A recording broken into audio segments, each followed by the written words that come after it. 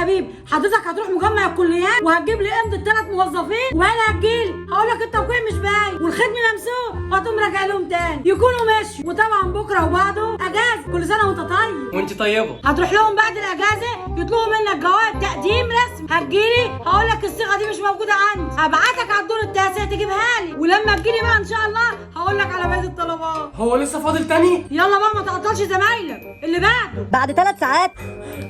اتفضلي، ادي ال3 امضات اهم واضحين، النسر اهو خلاص فاضل له حبه ويطير، وادي الصيغه اللي قلتي عليها. حلو قوي كده، هتجيب لي شهاده ميلاد وشهاده صحيه وصوره شخصيه وحزمه ملوخيه ورابطتين جرجير. ودول هيتحطوا في الملف برضو؟ لا دول عشان اعمل محشي. حاضر. بعد ساعة.